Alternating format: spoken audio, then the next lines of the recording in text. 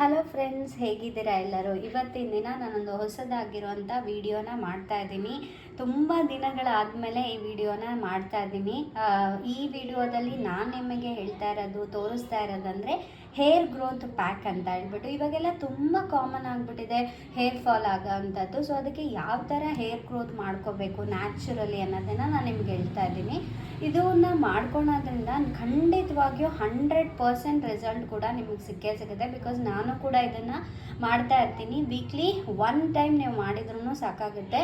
So that monthly ನೀವು ಒಂದು twice ಅಥವಾ ಥ್ರೈಸ್ ಇದನ್ನು ಮಾಡಿಕೊಂಡ್ರೆ ಖಂಡಿತವಾಗಿಯೂ ನಿಮ್ಮ ಹೇರ್ ಫಾಲು ರೆಡ್ಯೂಸ್ ಆಗುತ್ತೆ ಅಂತ ಹೇಳ್ಬೋದು. ಹಾಗಾದರೆ ತಡ ಮಾಡೋದು ಬೇಡ, ಶುರು ಮಾಡೋಣ ಬನ್ನಿ. ಮೊದಲನೇದಾಗಿ ಈ ಹೇರ್ ಗ್ರೋತ್ ಪ್ಯಾಕಿಗೆ ಬೇಕಾಗಿರುವಂಥ ಇಂಗ್ರೀಡಿಯೆಂಟ್ಸ್ ಅಂದರೆ red colour onion. Red colour ಆಗಿರುವಂಥ ಆನಿಯನ್ನೇ ಇದಕ್ಕೆ ಬೇಕಾಗುತ್ತೆ. Red colour onion. ಓಕೆ, ನಾನು ಅದನ್ನು ಕಟ್ ಮಾಡಿ ಇಟ್ಕೊಂಡಿದ್ದೀನಿ. ಹಾಗೆ 2 ಸ್ಪೂನ್ಸಷ್ಟು ಫೆನುಗ್ರೀಕ್ಸನ್ನು ನಮಗೆ ಬೇಕಾಗುತ್ತೆ, ಅದನ್ನು ಕೂಡ ನಾನು ಇಟ್ಕೊಂಡಿದ್ದೀನಿ. ಹಾಗೆ ಇದ್ರ ಜೊತೆಗೆ ಕರ್ಡ್ ಕೂಡ ಬೇಕಾಗುತ್ತೆ. ಕರ್ಡ್ ಇದರಿಂದ ನಮಗೆ ತುಂಬ ಚೆನ್ನಾಗಿ ಆ್ಯಂಟಿ ಆಕ್ಸಿಡೆಂಟ್ಸ್ ಕೂಡ ಇರುತ್ತೆ ಇದರಲ್ಲಿ, ಕರ್ಡಲ್ಲಿ. ಸೊ ಅದರಿಂದ ನಮಗೆ ಹೇರ್ ಗ್ರೋತಿಗೆ ಹೆಲ್ಪ್ ಮಾಡುತ್ತೆ. ಹಾಗೆ ಫೆನುಗ್ರೀಕು ಕೂಡ ಅಷ್ಟೇ. ಆಮೇಲೆ ಆನಿಯನ್, ಎಸ್ಪೆಷಲಿ ರೆಡ್ ಕಲರ್ ಆನಿಯನನ್ನು ಕೂಡ ಹೆಲ್ಪ್ ಮಾಡುತ್ತೆ ನಮ್ಮ ಹೇರ್ ಫಾಲನ್ನು ರೆಡ್ಯೂಸ್ ಮಾಡೋದಕ್ಕೆ. ಹಾಗೆ ಹೇರ್ ಗ್ರೋತ್ ಆಗೋದಕ್ಕೆ ಆ ಭಾಗದಲ್ಲಿ ಎಲ್ಲಿ ಬಾಲ್ಡ್ ಇರುತ್ತಲ್ವ, ಸೊ ಆ ಭಾಗದಲ್ಲಿ ಹೇರ್ ಗ್ರೋತ್ ಮಾಡೋದಕ್ಕೆ ಇದಿಷ್ಟು ಕೂಡ ಹೆಲ್ಪ್ ಮಾಡುತ್ತೆ. ಹಾಗಾದರೆ ತಡ ಮಾಡೋದು ಬೇಡ. ಮೊದಲನೇದಾಗಿ ಏನು ಮಾಡಬೇಕು ಅಂದರೆ, ಫಸ್ಟು ಫೆನುಗ್ರೀಕನ್ನು ನೀವು ಮಿಕ್ಸಿಯಲ್ಲಿ ಹಾಕೊಂಡ್ಬಿಟ್ಟು ಅದನ್ನು ನೀಟಾಗಿ ಪುಡಿ ಮಾಡಿ ಇಟ್ಕೋಬೇಕಾಗುತ್ತೆ. ಓಕೆ, ಆಮೇಲೆ ಅದಾದಮೇಲೆ ನೆಕ್ಸ್ಟು ಆನಿಯನನ್ನು ಹಾಕ್ಕೊಂಬಿಟ್ಟು ನೀವು ಮಿಕ್ಸಿ ಮಾಡ್ಕೋಬೇಕು. ಮಿಕ್ಸಿ ಮಾಡ್ಕೊಂಡಾದಮೇಲೆ ಕೊನೆಯದಾಗಿ ಚೆನ್ನಾಗಿ ಇವೆರಡು ಪೇಸ್ಟ್ ಅಂತ ಆದಮೇಲೆ ಕೊನೆಯದಾಗಿ ಕರ್ಡನ್ನು ನೀವು ಹಾಕಬೇಕು. ಓಕೆ, ಸೊ ಕರ್ಡನ್ನು ಹಾಕಿ ಚೆನ್ನಾಗಿ ಮಿಕ್ಸ್ ಮಾಡಿ ನೀಟಾಗಿ ರುಬ್ಕೊಂಡು ಇಟ್ಕೋಬೇಕಾಗುತ್ತೆ. ಅದಾದಮೇಲೆ ನಿಮಗೆ ಈ ಥರದ್ದೊಂದು ಪೇಸ್ಟ್ ಅಂತ ಹೇಳಿ ಆಗುತ್ತೆ. ನೀವು ಇಲ್ಲಿ ನೋಡ್ತಾ ಇರ್ಬೋದು, ಈ ಥರದ್ದೊಂದು ಪೇಸ್ಟ್ ಆಗುತ್ತೆ. ನೀವು ಇಲ್ಲಿ ನೋಡ್ತಾ ಇರ್ಬೋದು, ಕಂಪ್ಲೀಟಾಗಿ ಈ ಥರ ಪೇಸ್ಟ್ ಆಗುತ್ತೆ. ಸೊ ಈ ಥರ ಕಂಪ್ಲೀಟ್ ಪೇಸ್ಟ್ ಆದಮೇಲೆ ನೀವೇನು ಮಾಡಬೇಕು ಅಂದರೆ, ಒಂದು ಈ ಥರದ್ದು ಜರಡಿನಲ್ಲಿ ಆ ಪೇಸ್ಟನ್ನು ಹಾಕೊಂಡ್ಬಿಟ್ಟು ಚೆನ್ನಾಗಿ ಅದರಲ್ಲಿ ಬರೋವಂಥ ರಸ ಏನಿರುತ್ತಲ್ಲ ಅದನ್ನೆಲ್ಲದನ್ನು ಕೂಡ ಈ ಒಂದು ಬೌಲಲ್ಲಿ, ಯಾವುದಾದ್ರೂ ಒಂದು ಬೌಲ್ ತೊಗೊಂಡ್ಬಿಟ್ಟು ಈ ಥರದ್ದೊಂದು ಬೌಲಲ್ಲಿ ನೀಟಾಗಿ ನೀವು ಅದನ್ನು ಆ ರಸನ ತೆಗೆದು ಇಟ್ಕೋಬೇಕಾಗುತ್ತೆ. ಓಕೆ, ಸೊ ಇದಿಷ್ಟು ನೀವು ಮಾಡಿ ಇಟ್ಕೋಬೇಕು. ಇದಾದಮೇಲೆ ಯಾವ ಥರ ನಾವು ಹೇರ್ಗೆ ಅಪ್ಲೈ ಮಾಡಬೇಕು ಅನ್ನೋದನ್ನು ನಾನು ನಿಮಗೆ ಹೇಳ್ಕೊಡ್ತೀನಿ. ಓಕೆ ನೋಡಿ ಫ್ರೆಂಡ್ಸ್, ಇವಾಗ ನಾನು ನಿಮಗೆ ಹೇಳಿದ್ನಲ್ವಾ, ಸೊ ಅದರದ್ದು ಜ್ಯೂಸನ್ನು ನಾನು ತೆಗೆದಿಟ್ಕೊಂಡಿದ್ದೀನಿ. ನೀವು ನೋಡ್ತಾ ಇರ್ಬೋದು ಎಷ್ಟು ತಿಕ್ಕಾಗಿ ಬಂದಿದೆ ಅಂತಂದೇಳಿ ನೀವು ನೋಡ್ತಾ ಇದ್ದೀರಾ. ಓಕೆ, ಅದು ಇದು ಇತ್ತಲ್ವ ಪೇಸ್ಟು, ಅದನ್ನು ಚೆನ್ನಾಗಿ ಅದರಿಂದ ರಸನ ಹೀರ್ಕೊಂಡ್ಮೇಲೆ ಈ ಥರ ಆಗುತ್ತೆ.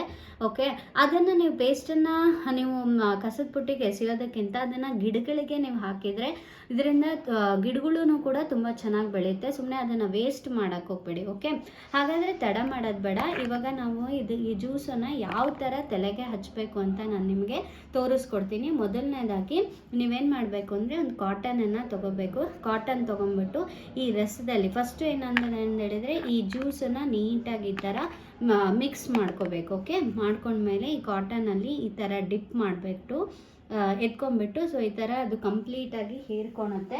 ಇವಾಗ ನೀವೇನು ಮಾಡಬೇಕು ಅಂತ ಹೇಳಿದರೆ, ಈಗ ಕೂದಲಿರುತ್ತಲ್ವ ನಿಮ್ಮ ತಲೆ, ಸೊ ಅದರಲ್ಲಿ ನೀವು ಈ ಥರ ಬಗೆ ಮಾಡಿಬಿಟ್ಟು ನೀವು ತಲೆಗೆ ಈ ಥರ ಹಚ್ತಾ ಹೋಗಬೇಕು. ಅದರಲ್ಲೂ ಎಸ್ಪೆಷಲಿ ಏನಂದರೆ ಎಲ್ಲಿ ನಿಮಗೆ ಅಂದರೆ ಬಾಲ್ಡ್ ಥರ ಅಂತ ನಿಮ್ಗೆ ಅನಿಸುತ್ತೋ ಆ ಭಾಗದಲ್ಲಿ ಹೆಚ್ಚಿನದಾಗಿ ನೀವು ಹಚ್ಚಬೇಕಾಗುತ್ತೆ. ಓಕೆ, ಸೊ ಈ ಥರ ನೀವು ವೀಕ್ಲಿ ಟ್ವೈಸ್ ಹಚ್ಚಿದ್ರೂ ತುಂಬ ಒಳ್ಳೆಯದು. ಅದು ಇಲ್ಲ ನನಗೆ ಕೆಲಸ ಇರುತ್ತೆ, ನನಗಾಗಲ್ಲ ಹಾಗೆ ಹೀಗೆ ಅಂತ ಹೇಳಿದರೆ ನೀವೇನು ಮಾಡ್ಬೋದು ಅಂತ ಹೇಳಿದರೆ, ವೀಕ್ಲಿ 1 ಟೈಮ್ ಹಚ್ಕೋಬೋದು. ನಿಮ್ಗೆ ಯಾವಾಗ ರಜಾ ಇರುತ್ತೆ, ಯಾವಾಗ ಫ್ರೀ ಇರುತ್ತೋ ಆವಾಗ.